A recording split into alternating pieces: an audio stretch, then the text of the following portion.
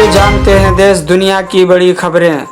ममता बनर्जी ने कोरोना के मौजूदा हालात के लिए पीएम मोदी को ठहराया जिम्मेदार।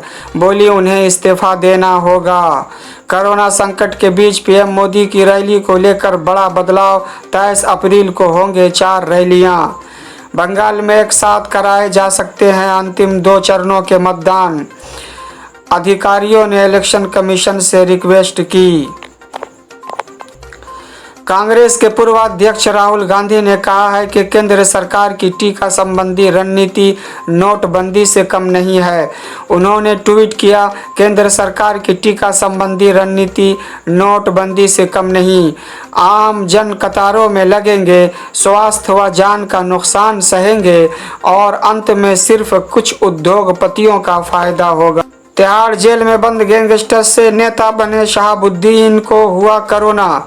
दिल्ली के अस्पताल में भर्ती। दिल्ली की तिहाड़ जेल में बंद राजद के पूर्व सांसद और बाहुबली शहाबुद्दीन भी कोरोना संक्रमित हो चुके हैं। कोविड-19 के लक्षण दिखने के बाद शहाबुद्दीन का कोरोना टेस्ट करवाया गया था। बिहार के मधुबनी जिले के खिरहर धरोहर नाथ महादेव मंदिर परिसर में 2 साधुओं की निर्मम हत्या कर दी गई। घटना मंगलवार मध्य रात्रि की है। मृतक साधुओं की पहचान बासोपट्टी थाना क्षेत्र के सिरियापुर निवासी हैं। भाजपा सरकार में प्रवासियों को रोजगार देने की अब पोल खुल रही है। अखिलेश यादव। समाजवादी पार्टी के राष्ट्रीय अध्यक्ष अखिलेश यादव ने कहा है कि कोरोना की महामारी ने एक और भारी तबाही मचा रखी है। दूसरी तरफ बड़े महानगरों से श्रमिकों के पलायन की गंभीर समस्या कानून व्यवस्था के पोल खोल रहे हैं।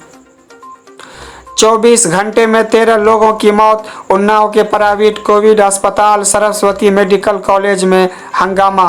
उन्नाव के एकमात्र Covid hospital Saraswati medical college में मौत का आंकड़ा तेजी से बढ़ रहा है।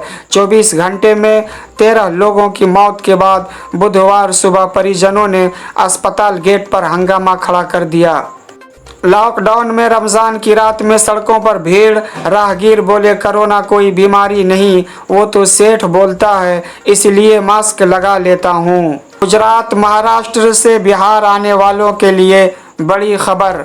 आज लोकमान्य तिलक से रक्सौल और राजकोट से समस्तीपुर के लिए, 25 को अहमदाबाद से दानापुर आएगी स्पेशल ट्रेन।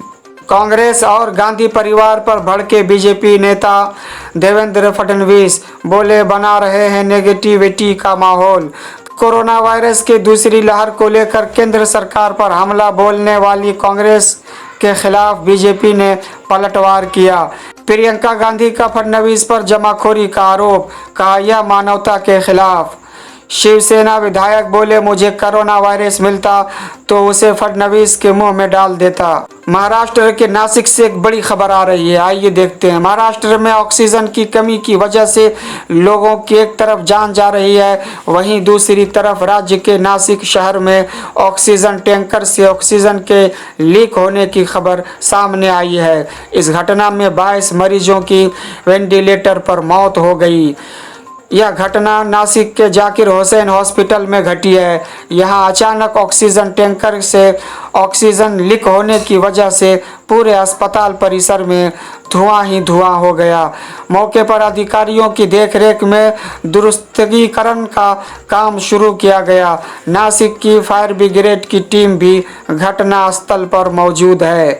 कोरोना के बढ़ते केस के बीच महाराष्ट्र के कई जिलों में ऑक्सीजन की भारी कमी है। इसकी वजह से आए दिन मरीजों को अपनी जान गंवानी पड़ रही है। राज्य सरकार ने भी केंद्र से अनुरोध किया था कि हवाई मार्ग के जरिए ऑक्सीजन की सप्लाई राज्य में करवाई जाए ताकि मरीजों को सही समय पर ऑक्सीजन मुहैया किया जा सके और उनकी जान बचाई जा सके। आइए बढ़ते हैं बड़ी खबर की तरफ। भारत को संयुक्त राष्ट्र में एक बार फिर 3 महत्वपूर्ण निकायों में सदस्य चुना गया है। इसी साल जनवरी की शुरुआत में भारत ने संयुक्त राष्ट्र सुरक्षा परिषद के अस्थायी सदस्य के तौर पर अपनी पारी की शुरुआत की थी। इस बार संयुक्त राष्ट्र आर्थिक एवं सामाजिक परिषद के 3 निकायों के लिए भारत का निर्वाचन किया है। अपराध निरोधक एवं आपराधिक आयोग का मेंबर बना भारत। मनीला, दक्षिण चीन सागर में चीन और फिलीपींस के बीच विवाद लगातार गंभीर होता जा रहा है। अब फिलीपींस के राष्ट्रपति ने चीन से बढ़ते खतरे को लेकर अपने ही अंदाज में जवाब दिया है। उन्होंने कहा कि दक्षिण चीन सागर में चीन के साथ युद्ध के अलावा और कोई रास्ता नहीं है। दुतर्ते ने फिलीपींस की नौसेना की तैनाती का ऐलान करते हुए कहा कि यह संघर्ष बिना किसी खून खराबे के अब खत्म नहीं होने वाला।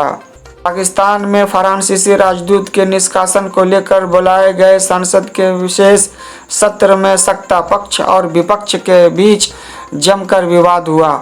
मामला यहाँ तक बढ़ गया कि शांत स्वभाव के माने जाने वाले पाकिस्तान के पूर्व प्रधानमंत्री शाहिद खाकान अब्बासी ने स्पीकर असद कैसर को जूते से मारने की धमकी दे दी, जिसके बाद सत्ता पक्ष के सांसदों ने भी जोरदार हंगामा किया। विवाद थमता न देखकर स्पीकर ने सदन की कार्रवाई को शुक्रवार तक के लिए स्थगित कर दी। कोरोना वायरस की दूसरी लहर जिस रफ्तार से भारत में लोगों को संक्रमित कर रही है, उसे देखते हुए बहुत से लोगों के मन में डर और घबराहट भी है कि आखिरकार वे कैसे खुद को और अपनों को इस बेहद खतरनाक संक्रमण से बचा सकते हैं। इसलिए सबसे पहला और ज़रूरी कदम तो ये है कि आप जब तक बहुत ज़्यादा ज़रूरी काम न हो घर से बाहर ना निकलें, घर पर रहें और सुरक्षित रहें।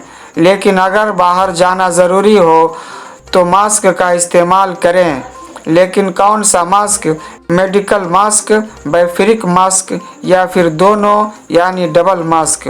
विश्व स्वास्थ्य संगठन WHO ने मेडिकल मास्क और बैफिरिक मास्क के इस्तेमाल को लेकर कुछ ज़रूरी गाइडलाइंस जारी की है और बताया है कि किस समय कौन सा मास्क पहनना चाहिए ताकि कोरोना वायरस संक्रमण के खिलाफ बेहतर सुरक्षा मिल सके।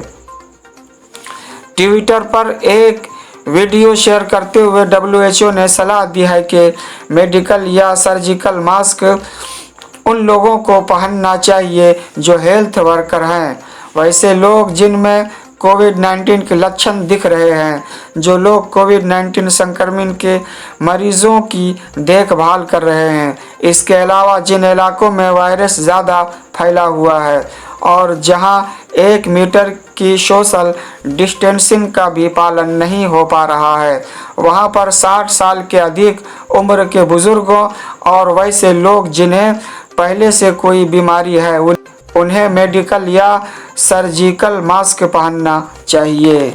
दूसरी बड़ी खबर जानने के लिए हमारे चैनल से जुड़ें, सब्सक्राइब करें, बेल बटन को दबाएं ताकि नए अपडेट आप तक पहुंचता रहे। कमेंट में जाकर आप अपने मुफीद मशवरों से नवाजें।